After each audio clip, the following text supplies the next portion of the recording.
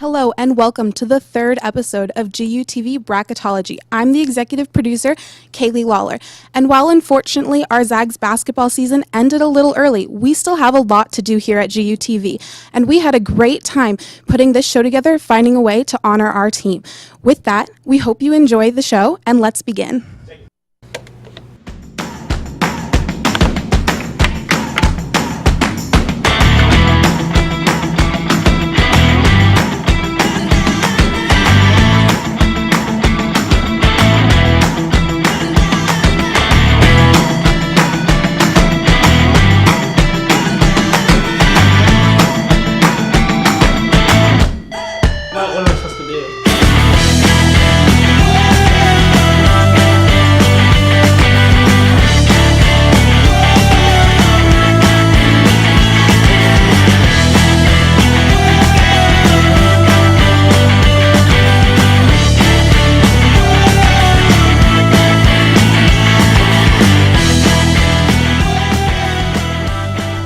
Good evening and welcome to GUTV Bracketology episode number 3. I'm Andrew Quinn. And I'm Carson Stoll.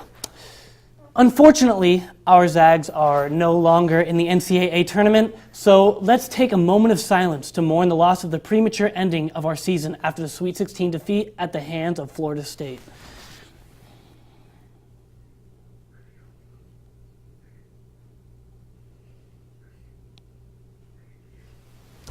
Well, Carson, I am very proud of this team this year. We proved a lot of people wrong, and though I'm disappointed that we aren't going on any further this year, I think we're really set up to be a very good team next year.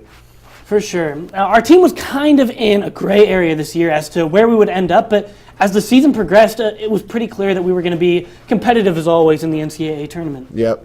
And now let's pass it over to Frantastic Boyle, who is posted up on the block in the Opila Tweet Suite with messages from students on campus to our basketball team. Show us what you got, Franny. Hello everyone and welcome to the Tweet Suite. Tonight we're going to take you on a social media journey.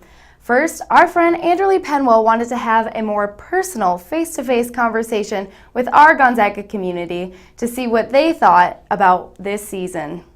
What do you have to say to the team? Any messages? I would say really great season. You guys pushed hard all the way to the end, so great job. Go Zags. I would say thanks for a great season. We still love you, and there's always next year. Well, I think it was a really fun season to watch, and Sweet 16 is something to celebrate.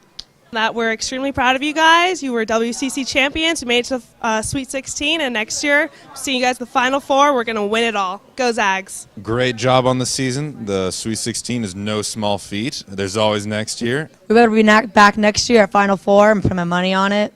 So you better get there, boys.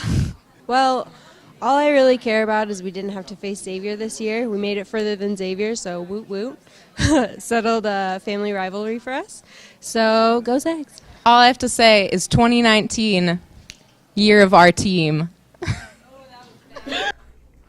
Well, those are some uplifting messages. We truly have the best fans out there. So after seeing what our students had to say, we also reached out to the Gonzaga community over Facebook to see what our friends and family wanted to say to the Gonzaga basketball team. So our first comment was from April Walkley, and she said, "We love to cheer on our Zaggy dogs. Can't wait for next season." And they've attached an adorable picture of their family decked out in Zag gear with a copy of Spike the Bulldog. So adorable. Our next comment is from our chief engineer's father, Bob Boshi said, "One hell of a season, really enjoyed the journey. Thank you, Zags." Well, if I were to make a comment to the Gonzaga basketball team, I would agree with you, Bob Boshi. I think the most important thing to do at this point is just to thank our Zags for an incredible season and thank them for their hard work. So back to you, Carson and Andrew over at the desk. Thanks, Franny. Well, Carson, it's great to see that the students on campus agree with us and think that we're set up better for next season and that they're not too disappointed with the way we ended this year. Yeah, for sure. I mean, the Sweet 16 is there's no shame in going to the Sweet 16. Not. Top 16 teams in the country. I mean, that's still an unbelievable feat. And the fact that we were able to accomplish it, even when we kind of had that doubt earlier on in the year, I think is still something to be seriously I mean, we proud weren't of. even picked to win our conference. Exactly. So. Well, Our alumni continue to lead the way in overall GUTV Bracketology standings. In third place in the alumni division is last week's leader, Veronica Murray. In second place is Francis Manai. And currently in first place overall is Kenny Kravitz. Kenny was the creator of the first game show in GUTV. It was called The Bigger Picture. And it paved the way for future game shows such as the Ask Professor Dan show and Global Gonzaga. And Kenny told us that it's not looking good for him to hold on to the top spot like he did in 2014, but he is enjoying it while it lasts. Best of luck, Kenny. We like to highlight our alumni for the outstanding work they're doing in the professional realm. The bulk of our alumni are in the news or sports business, but not every graduate goes down that route. I found out what it takes to become an entrepreneur from 2008 GUTV alum Reid Johnson.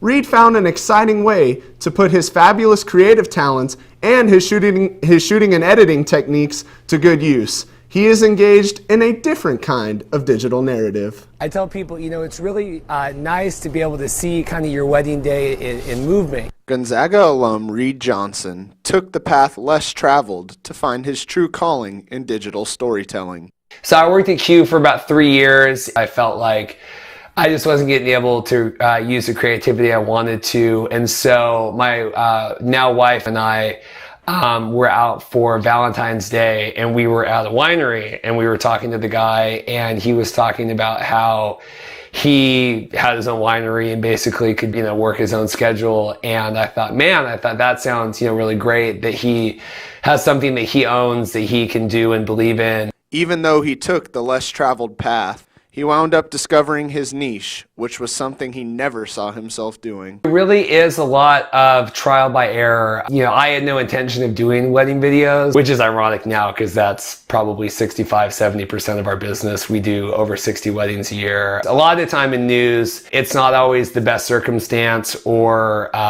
maybe people aren't excited to see you, or it's sad times, or a crime scene, or all these different things you see. At a wedding, everyone generally is pretty excited and everyone wants to see you. And so that was really kind of my pivoting point.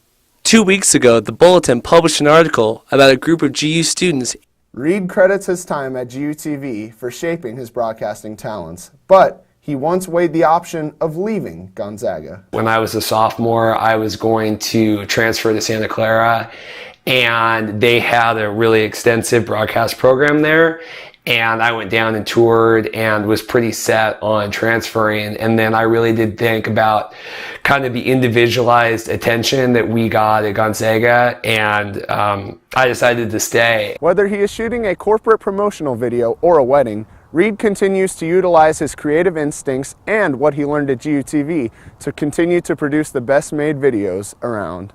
I really do stand by the product that we do, and I stand by the customer service, but also I stand by, start to finish with them, whether it's, the booking process, the day of, the editing, delivery through, I pay a lot of money to back up and store, their wedding videos for years and years, where I don't know if that's standard across the board, but that's something that we do to differentiate us.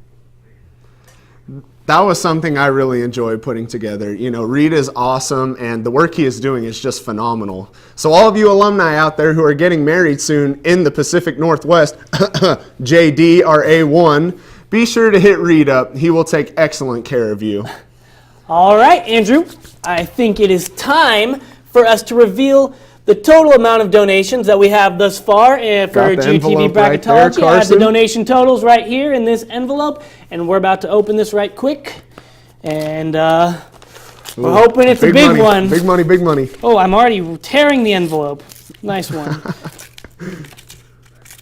All right, we're going in. And the total is $3,385. So thank you to all of you who have donated thus far. We've come so far from just where we were just about a week ago. So, Heat and Lakers fans everywhere are drooling at the mouth waiting for the reveal of the winner of the Pat Riley signed ball. Now, we're not talking about Lonzo Ball. No, we're talking about an official NBA Spalding leather rock. Now make sure you slide in the donation link DMs in order to have the opportunity to win that Pat Riley leather rock or next week's fantastic prize, which we will discuss later on in the greatest segment in television history, Triple Dribble. That link, one more time, is commerce.cashnet.com/URGUTV. Stay posted and don't get crossed. What we got coming up next is something you don't get to witness very often. Someone whose bracket is so bad that we had to reward it. Stay woke. Y'all watching GUTV.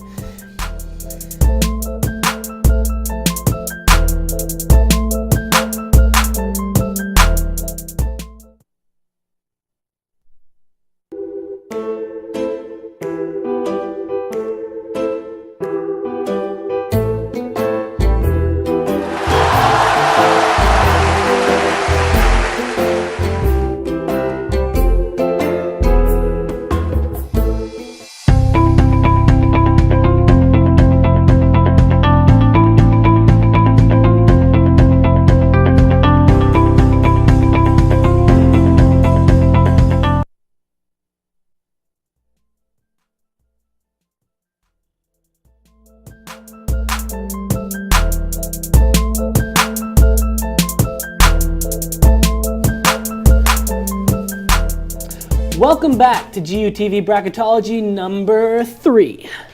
Our Family and Friends division is also performing very well in the GUTV Bracketology standings. In third place is Anthony Gentili. In second place is Bob Schloss. And in first place is Luke Sadowski. Luke is the godfather of our very own Anderly Penwell.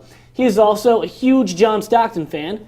Shout out to my sporadic Xbox partner, David Stockton, on signing a 10-day contract with the Utah Jazz, his dad's old team.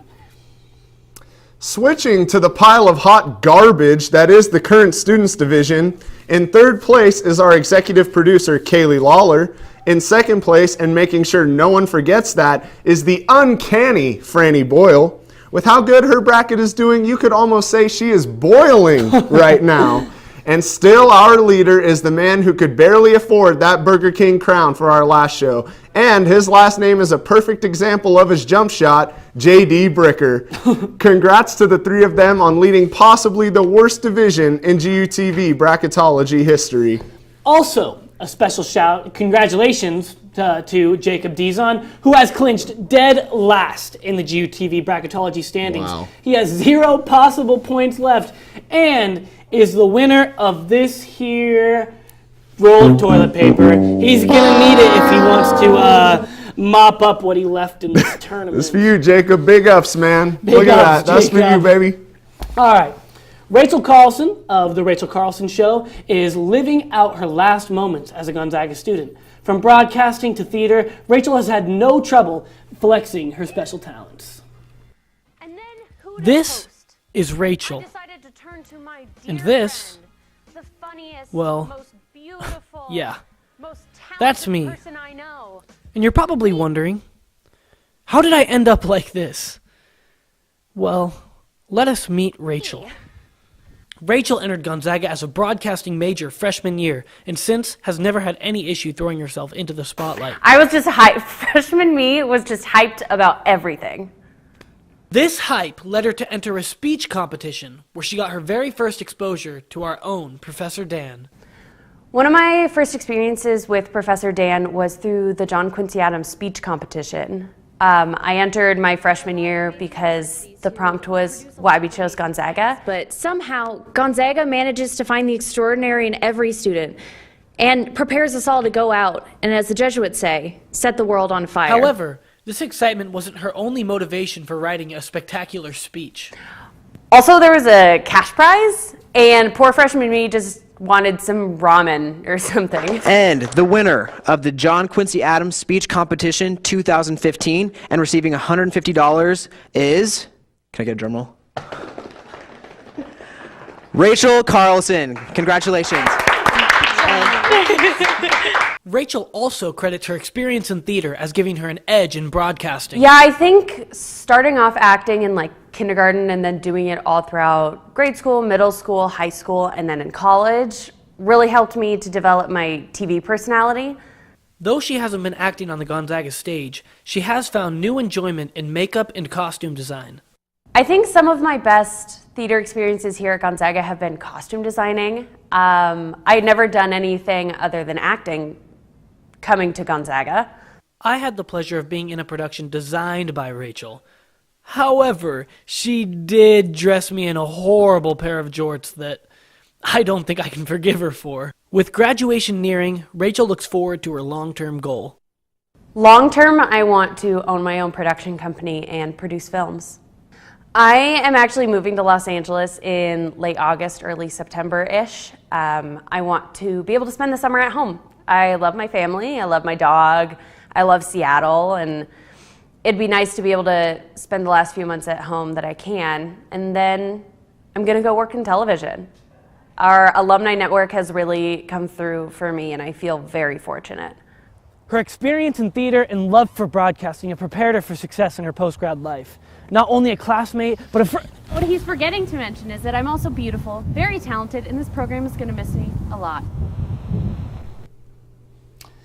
Wow, I'm like already crying that Rachel's leaving. I mean, I've already had so many fun experiences with her, both in theater and broadcasting, and I don't know how I'm going to do it without her. I mean, Rachel was in my 203 class, and she was just so much fun. We shot our PSA together, and she will definitely be missed. We're going to miss her very, very much when she heads out to Los Angeles. Now coming up, we will reveal the standings in the international and pet divisions, as well as give you an up-to-date recap on who is headed to the Final Four in San Antonio. Stay tuned. You're watching GUTV Bracketology.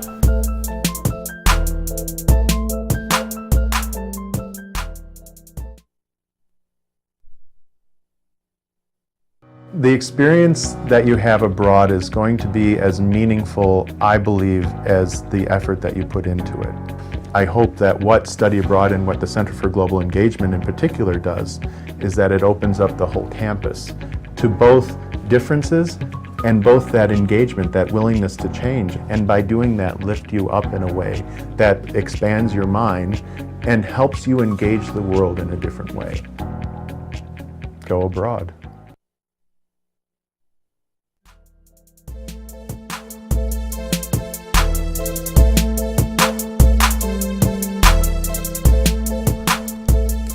A warm welcome back to GUTV Bracketology number 3. Except to any of you who picked Florida State to beat Gonzaga in your brackets. Tragic. Our international division has had an astronomical change of absolutely nothing since our last show. Keep it up, guys. In third place, in place trace is Megan Zollers, place dos is Natalie Cerna, and in place uno is our main mate, the bloomin' onion himself, Chris Sarabi. His bracket is hot like wasabi. Bars. Chris had a message for the rest of the international division saying, and I quote, "I didn't even know there was an international division since I have been dominating and no one is anywhere near me in the standings. Way to be humble about it, Chris, and congrats on your first day on the project." There also has been a monumental change of 0 in the pets division. In third place is my furry friend, Barkalow Garrity. In second place is a cold-blooded killer, Sahara the Lizard Lowe. And in first place is my favorite GUTV Bracketology player and Marvel Thor's least favorite, Loki, the precious pug. Loki's haters have nothing to say now as he has continued his great success. Way to go, Loki. And now it's time for our Elite 8 recap. How's my girl, Sister Jean, doing, Carson? Well, she's 98 and never been better. Beautiful. She's still dancing on her wheels, and the Holy Land of the National Championship has never been closer. The Elite 8 featured some intriguing matchups that yielded some surprises. The first battle that took place starred Sister Jean and her Ramblers from Loyola Chicago. They took on 9-seeded Kansas State, who were balling pretty efficiently until they entered the Cinderella's narrative. The slipper is still fitting for Sister Jean. Now, in the next part of the bracket, we have Michigan and Florida State. Florida State knocked out Gonzaga, and the Michigan Wolverines won 68-64 and are now humbly moving on to the Final Four. On the other side of the bracket, we got 2016 national champs Villanova, who I'm not sure if they were playing Texas Tech or ITT Tech, the way Villanova dominated that game, but Nova won 71-59 and are headed to their second Final Four in 3 years. Finally, in the most exciting game of the weekend, basketball powerhouses Kansas and Duke squared off in a basketball game that the basketball gods blessed us with by sending it into overtime. Kansas came out on top, winning 85-81, and Bill Self's, quote, softest team ever is headed to the Final Four. Now, that rounds out our Elite Eight recap, and the Final Four begins Saturday. Now, for some content our entire generation can appreciate, let's slide into Opila, where we find our resident silver medalist in the GUTV Bracketology current student division. Franny Baden Boyle has some bougie memes for us. What's cooking, Boyle? Hey, you guys, welcome back to the Tweet Suite. Tonight we are talking memes. I know I love a good meme. They bring our generation together with a simple quote or picture, but they are all just so relatable. So we asked you on Facebook, what is your favorite March Madness meme? And boy, do you guys love memes. We got so many responses, but I had to focus on my favorite responses, which were the memes on Sister Jean. So our first one is from Stephen Carr, and it's a dialogue between her and a reporter, and the interviewer says, what did you give up for Lent? And Sister Jean said, losing. Well, Sister Jean, I applaud you on keeping up with your Lenten promise. The next one comes from Nick Brown, who first of all said, now you're speaking my language. Thank you. We try here at GUTV. And he posted a picture that said, Air Jean. It's just so relatable in so many ways. And our next one was submitted by yours truly. And this one was my favorite. It said, get in, loser. We're going to the Final Four. Hashtag Sister Jean. Well, all the luck to Loyola Chicago and Sister Jean in the rest of the tournament. All right, coming up next, we have our Triple Dribble segment. Although I just think it's funny that Andrew and Carson are talking basketball when I'm number 2 in the basketball standings. But, well, let's hear what they have to say, and then we will also hear them give away that Pat Riley ball to the special winner. And if you want to be entered into the raffle for next week, I encourage you to donate. Go to our link, commerce.cashnet.com/URGUTV. So don't go anywhere because you're watching GUTV Bracketology.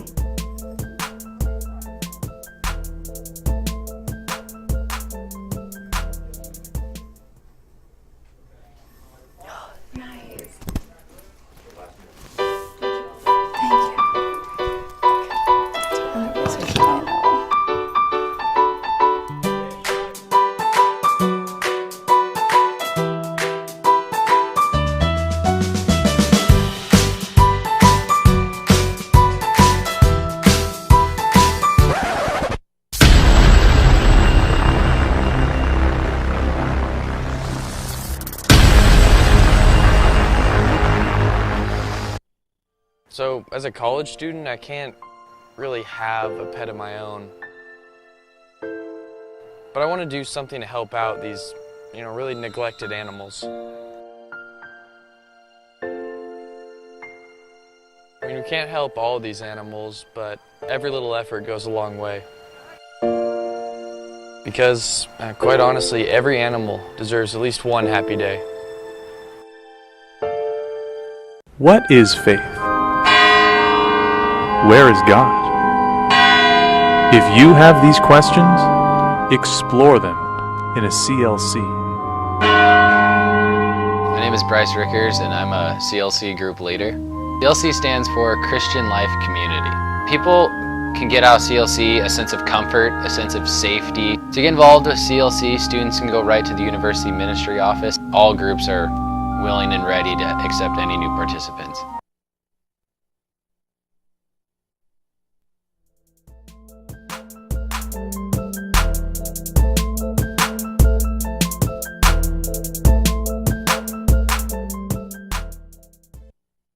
TV Bracketology Episode 3, and welcome to another edition of Triple Dribble. Since Anderley was abducted by Chicago Bears fans and couldn't make it back in time for the show, JD and I are pleased to welcome the baller whose jump shot is just as smooth as his graphics packages, Carson Stole Your Heart Stole. Carson, how does it feel to be a part of Triple Dribble, man? It feels great. I'm really glad I get the opportunity to come on here, especially with the kind of questions we asked. I'm really excited to talk about the content we have tonight. All right, let's do this, and let's start by giving away this here Pat Riley ball. So, JD, I'm going to ask you to do the honors today. You know, I'm really offended, though. You guys talked Lakers and you talked Heat. How can you forget about the bad boy Knicks of the late 90s? That's the real Knicks, man. All right, here we go. Big moment. 7. Number 7. Jack Quigg. Jack Quigg. Jack Quigg, you are our winner of this Pat Riley ball. Congratulations. Ball's going to be worth a lot of money. So. Yes, it will. And stay tuned next week when we give away a John Stockton autographed basketball. Now, guys, the big question now with the Final Four set, who do you have winning the national championship? JD? I'm going to roll with Loyola Chicago. I to. think that they're the arguably best team outside of a number 1 seed left. And anything we've learned from this tournament is that the 1 seeds aren't winning. So, Carson? Yeah, as much as I want to pick Loyola Chicago, I mean, I'm all for Cinderellas. I think I'm going to have to go with Michigan. I mean, they're playing so well right now. And I mean, Wagner and Jordan Poole with the game winner. Wagner's got more to play for. I mean, he's trying to improve his draft stock as well. They have him as a late first round right now. And I think if he takes his team to the national championship, he could maybe sneak that up a couple of spots. yeah, I'm not going to bet against him not calling an extra timeout. Shout out Chris Webber.